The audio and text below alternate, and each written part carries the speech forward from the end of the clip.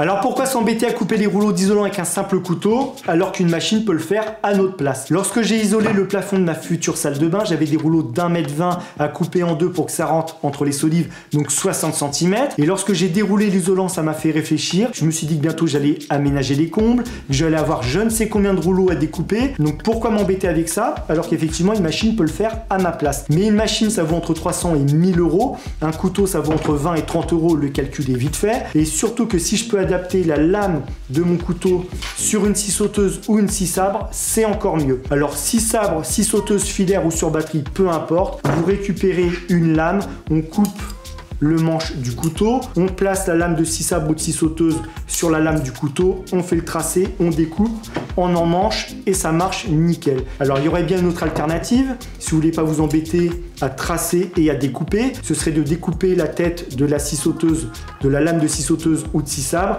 et de faire une soudure sur la lame du couteau. Et là vous êtes sûr de l'emmanchement. Moi j'ai réussi à la découper proprement, ça fonctionne, ça marche nickel. Alors j'ai opté pour la scie sauteuse et filaire parce que le but c'est de la mettre sous un plateau assez grand et de pousser le rouleau pour que ça coupe tout seul. Pas besoin de le mettre au sol, de découper, de le retourner et de redécouper. Alors je vais prendre des précautions, un grand plateau, les deux mains de chaque côté et je pousse. Et si je vois que c'est trop dangereux, bien sûr que je le poserai au sol, je découpe, je retourne et je découpe. Et ça marche très bien. Donc chez vous, je suis sûr que vous avez une vieille scie sauteuse qui traîne et si vous avez de l'isolant à couper, ne vous embêtez pas à le faire à la main, vous prenez votre couteau, vous coupez, vous l'adaptez à votre machine et ça marche nickel.